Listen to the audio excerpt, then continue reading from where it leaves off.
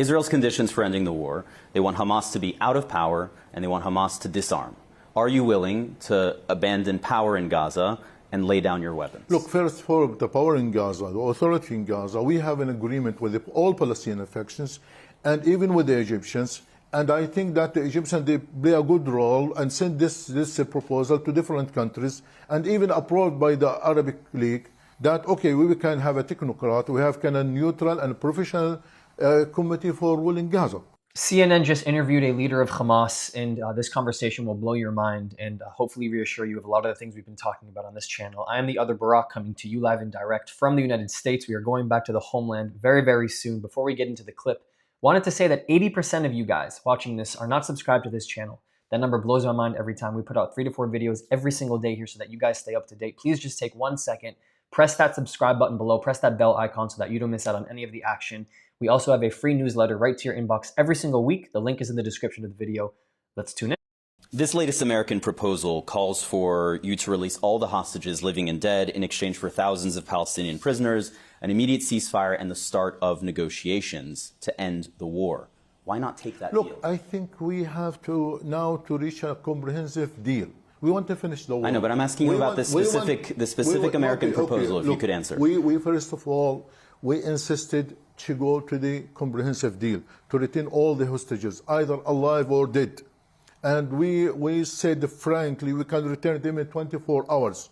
But Israel, they refused. You know, the main... Well, they have conditions for ending the war. Their conditions are... Israel's conditions for ending the war, they want Hamas to be out of power and they want Hamas to disarm.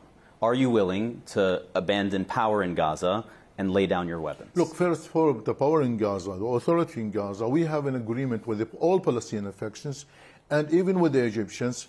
And I think that the Egyptians, they play a good role and send this proposal to different countries and even approved by the Arabic League that, okay, we can have a technocrat, we have kind of neutral and professional committee for ruling Gaza. Okay, we finish it. Regarding the disarm of Hamas, I think we have to understand very well that the arm of Hamas is a legitimate and legal weapons which used all the time against the occupation. It is not a terrorist weapon. But are you willing to disarm if it is in the context of a process towards building a Palestinian state? If there is a Palestinian state, we'll be part. We will be engaged. We will be the entire world, with all due respect, sir, the entire world is saying they want no role for Hamas in post-war governance of Gaza.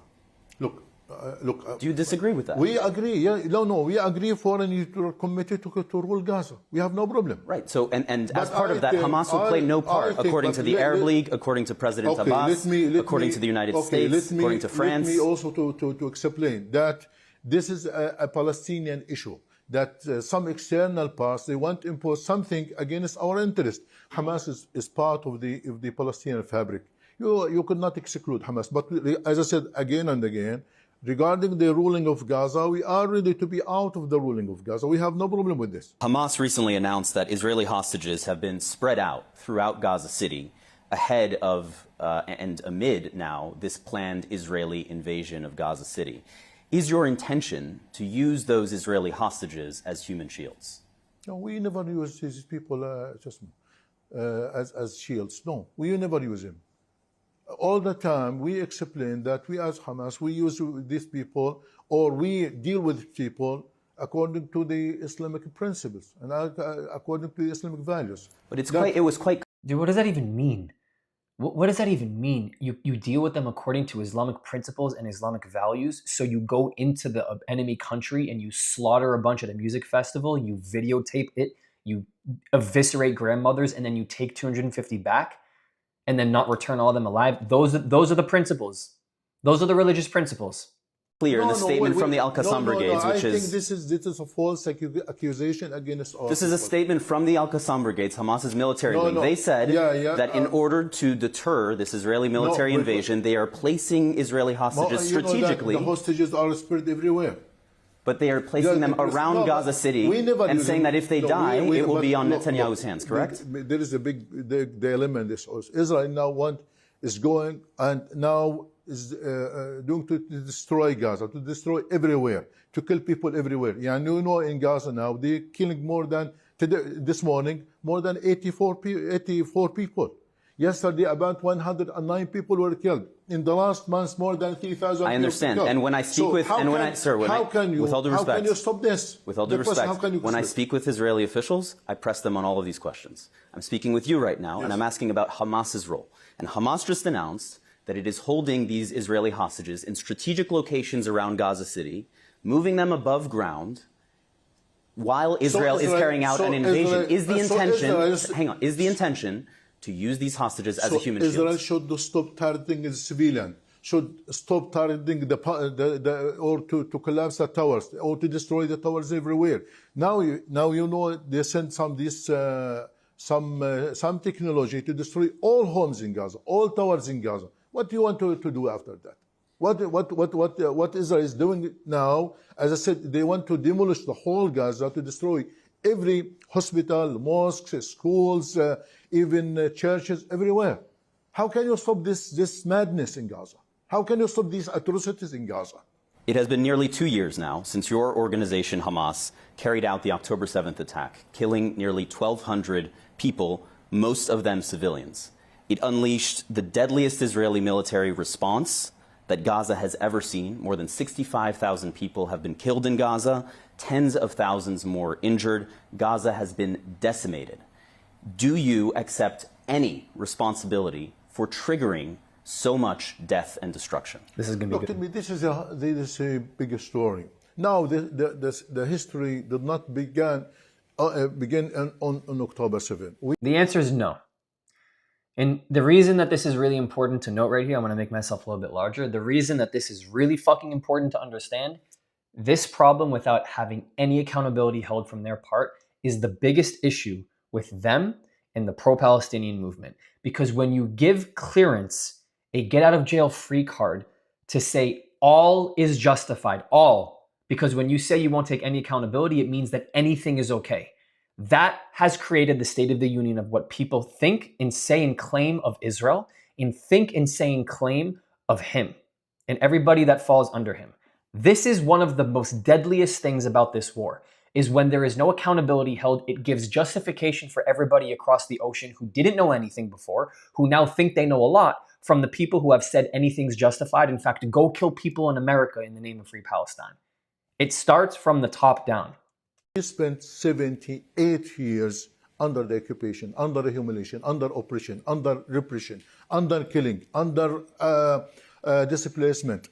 Now, why a war just focus on October 7? What before October 7 is a result for the October 7? I understand what you are saying, that there is history that happened before October 7th. But before October 7th, Israel had never unleashed this level of death and destruction on Gaza before. How can you look at me with a straight face and tell me that you accept no responsibility whatsoever for what has happened in the 2 years since? What is the option is left for the Palestinians to do? Yeah, and we waited for... I'm not asking you that. I'm asking you, sir, with all due respect, I'm asking you whether you accept any responsibility for the death and destruction that has followed since October 7th in Gaza. This is the first time that Palestinians have shown sacrifice in this Israeli-Palestinian conflict? The answer is no. If you didn't already know that, the answer is no. Since 1948 till now, 100,000 people were killed, 100,000 Palestinians were arrested. But what gives you the right to decide that Palestinian women and children should be sacrificed on the altar of your resistance? No, all the time we are sacrificing, we are fighting, not Hamas, Fatah and People's Front, Democratic Front. But I am asking you about the civilian deaths in Gaza, and what gives you the right to decide it's a price worth paying. That child can die. It's okay. Because it's in order to fulfill our resistance. As Hamas, we are fighting for the interests of the people. We don't want our people to be killed. We don't want our people to suffer more and more.